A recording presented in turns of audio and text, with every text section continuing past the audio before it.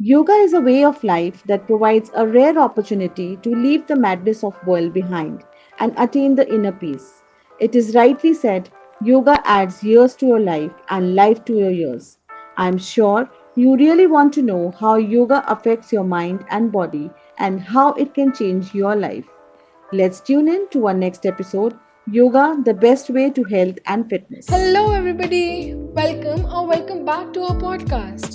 The guest for today is Mrs. Purva Ranawat, who is a yoga trainer and a fitness enthusiast. She's also the treasurer of Women Cancer Society. This COVID 19 could not stop her from doing yoga, and she also takes yoga classes online. We'd like to welcome her. Hello, ma'am. So I am Mahi. I am Nishant. Hello, good evening. Hello, ma'am. Good evening, ma'am. Hello, ma'am. Ma'am मेरा पहला question आपसे ये है कि आप कब से योगा को प्रैक्टिस कर रहे हैं और आपकी जर्नी क्या रही है अभी तक? 19 साल पहले मैंने योगा स्टार्ट किया था, बट एक नॉर्मल वे में। मेरे जो ससुर जी हैं वो उन्हीं से मैं इंस्पायर होकर मैंने योगा करना शुरू किया। क्योंकि उस समय बच्चे छोटे थे और इतना समय नहीं दे पाती थी, तो 10 साल पहले मैंने अपनी योगा की जर्नी स्टार्ट किया कि मुझे अब ये योगा करना है और लोगों को कराना है। और बस इसी के चलते मेरी ये, चूंकि अभी कोरोना काल है, तो मेरी क्लासेस ऑनलाइन भी है और मेरी ज़्यादा से ज़्यादा कोशिश ये रहती है कि मैं लोगों को योगा के फ़ायदे बता सकूं। तो मैम योगा मेंटल हेल्थ पे ज़्यादा फोकस करता है या फिर फिजिकल हेल्थ पे करता है, जैसे एक्सरसाइजिंग हो गया या मेडिटेशन? देखिए, योगा का अर्थ हिंदी में अगर हम बोलते हैं तो योग का मतलब है जीवन में किसी चीज का जुड़ाव। योग शाब्दिक अर्थ ही योग यानी जोड़ना है। फिजिकल हेल्थ तो हम एरोबिक्स, जुम्बा और जिमिंग एक्सरसाइज है, उनसे हम ले सकते हैं, पा सकते हैं। बट योग अपने आप में एक संपूर्ण क्रिया है जिससे हम मानसिक, शारीरिक और आध्यात्मिक तीनों ही तरह की शांति या तीनों ही तरह की स्टेज को हम प्राप्त कर सकते हैं। ऐसा नहीं है कि योगा से हम मसल बिल्ड नहीं कर सकते। अगर आपका रूटीन आप बहुत अच्छी है, आप डेली फॉलो करते हैं, तो मैं कहूंगी कि आप योग करते हैं तो ये देखिए कि आपको संपूर्ण चीजें जीवन में आपको मिलेगी, आध्यात्मिक, मानसिक और शारीरिक। मैम योगा अपनी आत्मा से जुड़ने में कैसे मदद करता है और उसके क्या पॉजिटिव इफेक्ट्स होते हैं? जनरली हम लोग प्रैक्टिस करते हैं कि हम स्वस्थ रहें, एक हमारा हेल्दी रूटीन रहे। लेकिन जब भी हम योग के चरम सीमा पर पहुंचने की कोशिश करते हैं या योग के और असीम फायदे जानने की शुरू करते हैं, तो उसके लिए हमें चाहिए अकेलापन, शांत वातावरण, स्वच्छ वातावरण में बैठते हैं, एक आसन में स्थिर होकर, स्थिरम सुखम आसनम। ये किसी भी स्थित इस आसन में हम देर तक अगर बैठ सकते हैं, अपने आप से अपने से बात कर सकते हैं कि हम आज दुखी क्यों थे, हम आज खुश क्यों हैं, या हमें आगे खुश होने के लिए क्या वाकई में ये सब भौतिक सुख सुविधाओं की जरूरत है, और अगर नहीं तो फिर हम इतनी भागदौड़ और इतने अव्यवस्थित क्यों हैं। बाहर की दुनिया से हम डिटैच हो जाते हैं और हम आंतरिक जुड़ाव महसूस करते हैं। और जब हम एक स्थिति में सुदृढ़ बहुत देर तक बैठते हैं, तो हमारे चक्रास अलग होते हैं। हमारी जो 3 नाड़ियां हैं, ईड़ा, पिंगला, सुषुम्ना, मुख्य 3 नाड़ियां हैं, वो 3 नाड़ियों का प्रवाह नीचे से ऊपर की ओर बहने लगता है और वहीं से हमारी जो स्पिरिचुअलिटी है उसकी शुरुआत होती है। तो मैं तो ये कहूंगी कि जब हम ये अकेले बैठते हैं तो सबसे पहले हम अपने आप से बात करते हैं, और अपने आप से बात करते वक्त हम ये सोचते हैं कि हाँ, जैसा मुझे फील हो रहा है वैसा किसी और को भी हो सकता है। तो सबसे पहले तो हमें खुद शांत होना है, खुद स्वस्थ होना है और खुद अपने आप में सुंदर बनना है, अच्छी बातें लोगों को बतानी है और लोगों को अप्रिशिएट भी करना है, क्योंकि योगा का मतलब ही है कि खुश रहो और खुशी बांटो। हाँ मैम, मैं एग्री करती हूँ आपसे। वही आप खुद भी पॉजिटिव रहते हो, देते हो, तो वो आपको भी ऐसे खुश रखता है। हाँ जी, क्योंकि कोई भी हमें कहता है कि ये जगह अच्छी नहीं है, इसे बदल लीजिए, ये अच्छा नहीं है, इसे कर लीजिए, अरे आपका ये कॉस्ट्यूम अच्छा नहीं लग रहा है, ये ड्रेस अच्छा नहीं लग रहा है, इसे बदल लीजिए। हमें माइंड सेट को चेंज करना है हमें जो कुछ भी बदलना है यहाँ बदलना है। चीजें बदलने से हमें खुशियां हासिल नहीं होगी, हमें सिर्फ एक चीज बदलनी है, वो है हमारा माइंडसेट, कि मैं जो भी हूँ, जैसा भी हूँ, ईश्वर ने मुझे जैसी भी देह दी है, स्वस्थ हूँ, सुंदर हूँ, और मुझे यही चीज लोगों को बताना है कि वो स्वस्थ है, उनके पास एक स्वस्थ शरीर, एक स्वस्थ मस्तिष्क है, तो वो दुनिया के सबसे धनी लोग हैं। जी मैम, बिल्कुल, जैसे आपने भी शांति और संतुष्टि की बात करी, सुन के बड़ा अच्छा लगा।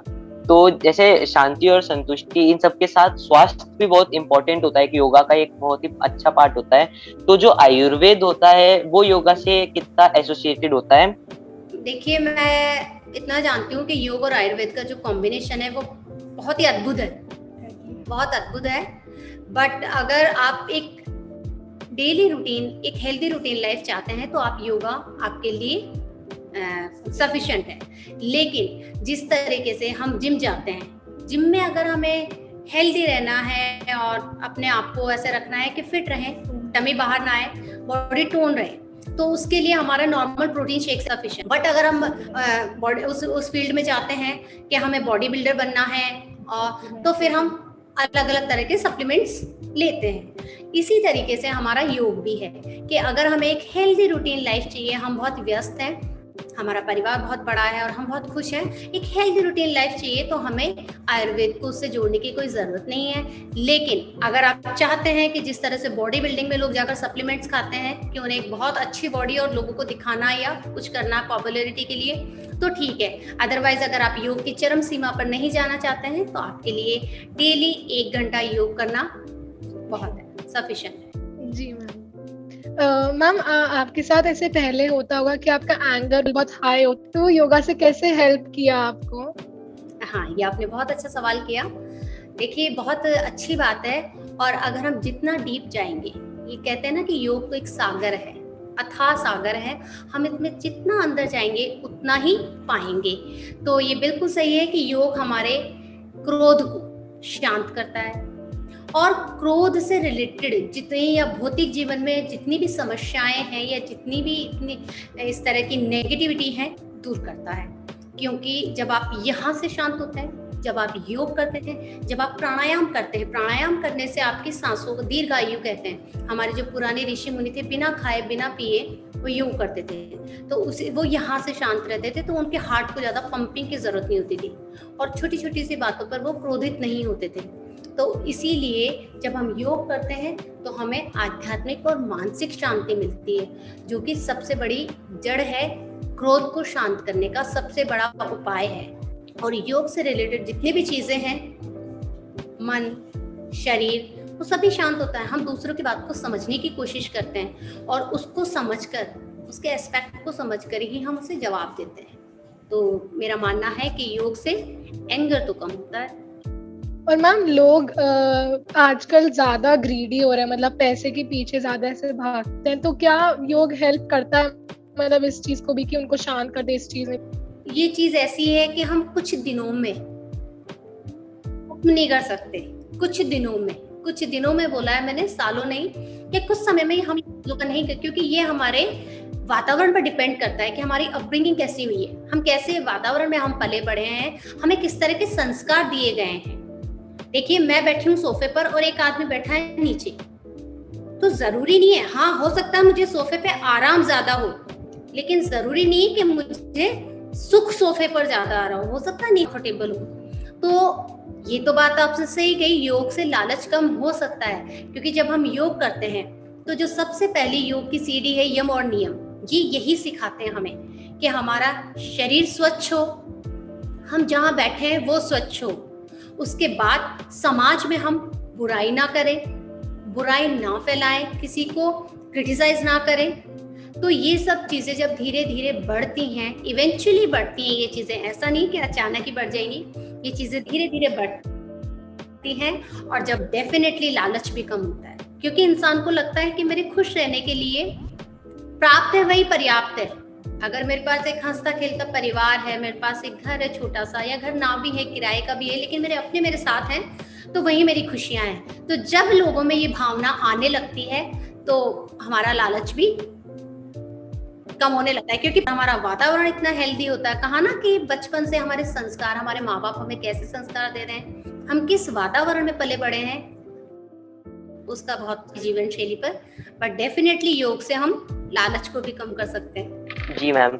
मैम जैसे अभी आपने बताया कि क्रोध और लोभ एक व्यक्तित्व का विकार होते हैं, तो योग ने as a person, as a व्यक्ति आपकी क्या सहायता की है, और आपकी पर्सनालिटी डेवलपमेंट, चरित्र और व्यक्तित्व के सुधार में योग ने क्या हेल्प की है? ये तो आपने बहुत अच्छी बात पूछी। सबसे पहली तो मेरी उपलब्धि ये है कि माही और निशांत आज बैठकर में चर्चा कर रहे हैं, तो मेरी सबसे बड़ी योग की तो उपलब्धि ये है कि आज मैं इस काबिल हूँ इस योग की वजह से कि आप जैसे दो अच्छे लोगों से मेरी मुलाकात हुई है। और मतलब मुझे योग ने बहुत ही काम, बहुत शांत और बहुत संतुलित बना दिया। अब मैं किसी भी कंडीशन में या अचानक आई हुई परिस्थितियों से पैनिक नहीं होती हूँ। मुझे ऐसा लगता है कि हाँ ठीक है, हो गया, बट अब ये देखते हैं कि इसका समाधान क्या किया जाए। परिस्थितियां तो घट गई हैं, तो योग ने मुझे बहुत पीसफुल बनाया है। जैसे मेरे भी बच्चे हैं, तो मैं उनपे बात बात पे बिगड़ती थी, बहुत क्रोध आता था, मुझे गुस्सा आता था, ये नहीं किया वो नहीं किया। तो अब मेरे जीवन का बहुत सारा हिस्सा, बहुत सारा समय योग में जाने लग गया, और उसके कारण एक बहुत बड़ी उपलब्धि है कि मैं शांत हुई हूँ। और शारीरिक तौर पे किया जाए तो earlier I was hypothyroid patient. मेरा मोटापा बहुत बढ़ गया था, और योग से मैंने इसे क्योर किया है। मैं हर 6 महीने में, साल भर में, क्योंकि अभी पेंडेमिक है, वरना पहले 3 महीने में करवाती थी, हर साल भर में अपना चेकअप करवाती हूँ। मेरा थायराइड बिल्कुल क्योर है, मैं बिल्कुल पूर्ण तरह से स्वस्थ हूँ, मेरा वेट स्टेबल है, और मैं हर तरह के आसन परफॉर्म कर पाती हूँ। तो योग ने मुझे बहुत आत्मिक शांति दी है। मैम बिल्कुल। एक्चुअली मैम मेरा एक क्वेश्चन और मेरे को, जैसे आप बातचीत में एक आया कि जैसे कोई योगा करता है तो उस होता है, वो क्या होता है कि योगा करने से उसको क्या प्राप्त होगा अपने जीवन में? लेकिन सबसे बड़ी बात है कि डिपेंड करता है व्यक्ति पर। जो व्यक्ति योगा कर रहा है या योग करना चाहता है, उस पर डिपेंड करता है वो कितना व्यस्त है, उसका क्या व्यवसाय है, वो उसके क्या गोल हैं। कई बार ऐसा होता है, जैसे मुझे भी कई बार लगता है कि अगर बच्चे कॉलेज वगैरह चले जाएं तो ऋषिकेश या कहीं भी कोई भी ऐसे स्थान पर जाऊं और योग की चरम सीमा को प्राप्त करूं। बट योग एक, जो कहते हैं ना, संकुचित अगर फायदा देखा जाए, लाभ देखा जाए, तो वो ये है कि एक स्वस्थ तन मन हमें मिलता है, और हम जो भी चीजें हमारे दैनिक जीवन में कर रहे हैं, जो भी कार्य हमारे दैनिक जीवन में कर रहे हैं, वो बहुत अच्छे मन से, प्रसन्नता के साथ में हम करें। और जो चीज हम प्रसन्नता के साथ में करते हैं, डेफिनेटली हमें सक्सेसफुल बनाती है। मैम मेरे को लास्ट में बस आपसे ये पूछना था कि आपको क्या एडवाइस या कोई मैसेज देना चाहते हैं, बिकॉज हम लोग के भी स्कूल में योगा क्लासेस होती है, पर फिर बच्चों में आजकल उतना पेशेंस नहीं होता कि वो एक जगह पर बैठकर शांति से योगा करे और आसन और ये सब करे। तो आप क्या बताना चाहेंगे अपने हमारे यूथ को? देखिए, मैं ये कहना चाहूंगी आप और आप जैसे मेरे नन्हे नन्हे दोस्तों से, नन्हे नन्हे बच्चों से, कि योग हमारे शास्त्रों में शुरू से था, और योग हमारी देन है, हमारे राष्ट्र की धरोहर है, और आप हमारा भविष्य है। तो जिस तरीके से हमारी नानी, दादी, मम्मी खाना बनाती थी या कोई और काम करती थी, और धीरे धीरे वो हमारी जीवन शैली में आता गया, उसी तरीके से अगर हम अब योगा करेंगे या आप योगा करेंगे, क्योंकि आप नई जनरेशन है, आप पूरे वर्ल्ड से जुड़े हुए, पूरे विश्व से जुड़े हुए हो, आप टेक सेवी हैं, आपको बहुत तरीके की चीजें आती हैं, और बहुत नए नए आविष्कार करके, नई नई तरह से आप इस चीज को फैला सकते हैं। तो सबसे बड़ी बात है कि स्पोर्ट्स में, स्टडी में और किसी क्षेत्र में योग आपके काम आएगा। आपका शरीर फ्लेक्सिबल होगा, आप मेंटल स्टेबल होंगे। जब आप कोई स्पोर्ट्स खेलेंगे तो उसमें अगर टीम गेम है तो उसमें आप में ऐसी भावना नहीं आएगी, हीन भावना नहीं आएगी कि यार उसकी वजह से, क्योंकि टीम गेम में बहुत सारी परेशानियां आती है, और जब आप सिंगल गेम खेलते हैं तो उसमें बहुत सारी परेशानियां आती है। तो योग आपको एक स्टेबिलिटी देगा। तो ये चीज जब हम शुरू करेंगे और हम आपकी ओर अग्रसर करेंगे, तो ही हमारी राष्ट्र धरोहर है वो पूरे विश्व में फैल पाएगी। तो मेरा यही मानना है और यही कहना है कि आने वाले जो कमिंग फ्यूचर है वो योगा का है, योग का है, हम सबका है, स्वस्थ रहने का है। तो आप भी योग करें, हम भी योग करें और पूरे विश्व को हम योग करने की प्रेरणा दें। और मुझे ये बहुत अच्छा लगा कि इस उम्र में आप इसके बारे में इतनी चर्चा कर रहे हैं, तो मुझे लगता है कि थोड़ा बहुत इंटरेस्ट तो क्रिएट हो गया होगा। और अगर ना भी हुआ हो तो मेरी आपसे रिक्वेस्ट है कि आप भी योग करें, सिबलिंग्स को भी योग कराएं और जितना ज्यादा हो सके अपनी तरफ से देश का एक सहयोग करें। बहुत अच्छा लगा और मिलते रहेंगे। बहुत बहुत धन्यवाद।